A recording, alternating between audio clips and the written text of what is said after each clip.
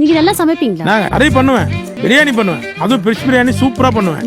நான் ஃபிஷ் பிரியாணி பண்ணா ஊழல் ஜெயில இருக்கிறவங்க எல்லாருக்கும் தட்டு தட்டு அப்படியே உள்ள போவோம், அவ்வளவு டிமாண்டு.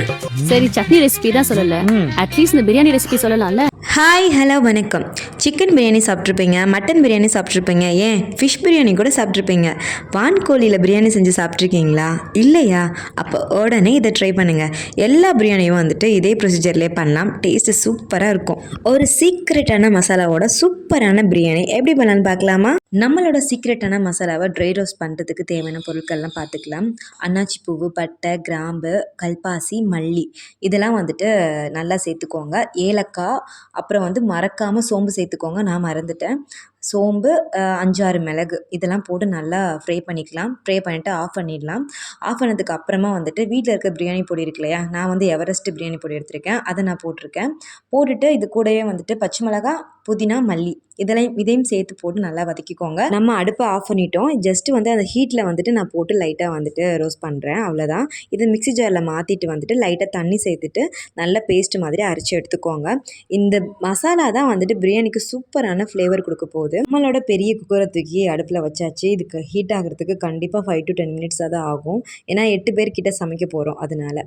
இப்போ வந்துட்டு தயிர் வெங்காயம் இருக்கு இல்லையா, அது ரொம்ப ரிச் டேஸ்ட்டாக வரதுக்கு என்ன பண்ணணும் அப்படின்னா, இஞ்சி பூண்டு பேஸ்ட்டு ஆல்ரெடி நீங்கள் போடுறதுக்கு வச்சுருப்பீங்களா, அது நான் போடுறேன். சால்ட்டு போட்டு நல்லா மிக்ஸ் பண்ணிவிட்டு தயிர் ஊற்றிக்கோங்க.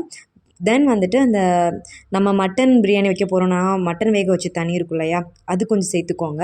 இல்லைன்னா சிக்கன் பிரியாணி வைக்க போகிறோன்னா அந்த மசாலா இருக்கும் இல்லையா, அது கொஞ்சமாக ஒரு ஸ்பூன் சேர்த்துட்டு மிக்ஸ் பண்ணிங்கன்னா தயிர் வெங்காயம் செம்மையாக இருக்கும். இப்போ குக்கரில் வெறும் ஆயில் மட்டும் சேர்த்துட்டு அது கூட ஒரு 4-5 பல்லாரி வெங்காயம் சேர்த்து நல்லா வதக்க போகிறேன். வெங்காயம் எந்த அளவுக்கு வதங்கணும் அப்படின்னா வந்துட்டு ப்ரௌன் கலரில் அது மாறணும், அந்த அளவுக்கு வதங்கணும். நான் இது வதக்கிட்டே வந்துட்டு சைட் பை சைடாக வந்துட்டு வான்கோழி கிரேவியுமே ரெடி பண்ண ஆரம்பிச்சிட்டு இருந்தேன். இதுவுமே வந்து நல்லா இருந்தது. இதோட லிங்க் வந்துட்டு கீழே கொடுத்துருக்கேன், வேணா செக் பண்ணி பார்த்துக்கோங்க. பார்த்தீங்கன்னா வெங்காயம் வந்துட்டு நல்ல ப்ரௌன் கலரில், கோல்டன் ப்ரௌன் கலரில் வந்துருச்சு. இதுக்கப்புறமா வந்துட்டு ஒரு 3 தக்காளி வந்து கட் பண்ணி சேர்த்துருக்கேன். அதையுமே சேர்த்துட்டு நல்லாவே வேக வச்சுக்கோங்க. முடிஞ்ச அளவுக்கு மேலே பிளேட் இருக்கு இல்லையா, அதை மூடி வச்சு கூட நம்ம வேக வச்சுக்கலாம். இஞ்சி பூண்டு பேஸ்ட்டு சேர்த்து நல்லாவே வதக்க போகிறேன். அதுக்கப்புறமா வந்துட்டு இந்த வான்கோழி இருக்கு இல்லையா, அது கூட மஞ்சள் தூள் போட்டு நல்லா க்ளீன் பண்ணி வச்சுருக்கேன். நம்ம அரைச்ச மசாலாவுமே எடுத்து ரெடியாக ப்ரிப்பேர் பண்ணி வச்சுருக்கேன். இப்போ நம்ம வெங்காயம், தக்காளி, இஞ்சி பூண்டு நல்லாவே வந்து மசிஞ்சிருச்சு. இது கூட வந்துட்டு இப்போ நம்ம அரைச்சி வச்ச மசாலாவை வந்து நம்ம போட போகிறோம். அடியில் வந்து மசாலா பிடிக்கிற மாதிரி தோணுச்சு அப்படின்னா 1/4 கிளாஸ் தண்ணி மட்டும் கொஞ்சம் சேர்த்துருக்கேன். கூட கருவேப்பிலை, கொத்தமல்லி இலை, புதினா இலை கொஞ்சமாக போட்டுக்கோங்க.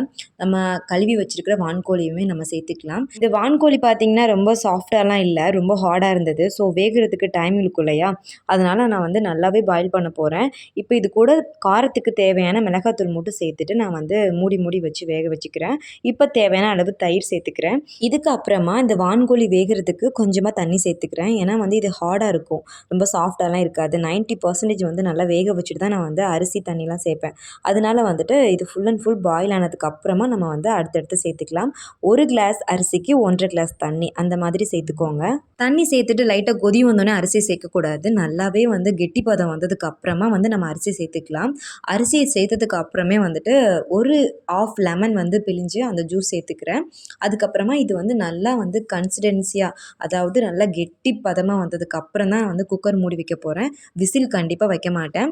ஜஸ்ட்டு 10 மினிட்ஸ் கரெக்டாக மூடி வச்சதுலேருந்து 10 மினிட்ஸ் பார்த்துட்டு நம்ம வந்து ஆஃப் பண்ணிடலாம். பிரியாணின்னு பேரை கேட்டாலே டெம்ட் ஆகுதுல்ல. அந்த பிரியாணின்ற வேலை என்னதான் மேஜிக் இருக்குன்னு தெரியல. உங்களுக்கு பிரியாணி என்ன மாதிரி ரொம்ப பிடிக்கும் அப்படின்னா ரெட் ஹாட் வந்துட்டு கமெண்ட் பண்ணுங்கள், நானும் பார்க்குறேன். இதுக்கப்புறமா என்ன பண்ண போகிறோம், முக்கியமான ப்ரொசீஜர் பண்ண போகிறோம். வாழை இலை இருக்குல்ல, அதை நல்லா வாஷ் பண்ணிவிட்டு பிரியாணி மேலே நல்லா ஸ்ப்ரெட் பண்ணிவிட்டு இப்போ வந்து குக்கரை மூடி வச்சுட்டு நம்ம 10 நிமிஷம் கழித்து ஆஃப் பண்ணி எடுத்து பார்க்கலாம் எப்படி இருக்குது அப்படின்னு. ஹே ஜாலி 10 மினிட்ஸ் முடிஞ்சிருச்சு. இப்போ எப்படி பிரியாணி வந்திருக்குன்னு பார்க்கலாமா? இந்த பிரியாணி மசாலா, வாழை இலையோட ஃப்ளேவர், நெய் அப்பா செம்மையாக இருந்துச்சு. நல்லா வந்து கிளறி விட்டுட்டு மறுபடியும் வாழை இலையை சேர்த்துட்டு போட்டுட்டு நம்ம டைனிங் டேபிள் மேலே வச்சுட்டேன். அதுக்கப்புறமா நான் ஓப்பன் பண்ணி ஒரு 10 நிமிஷம் கழிச்சு தான் நாங்கள் எடுத்து சாப்பிட்டோம்.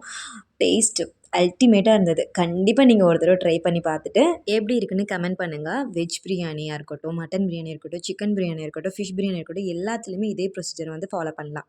தேங்க்ஸ் ஃபார் வாட்சிங் ஃப்ரெண்ட்ஸ். மறக்காம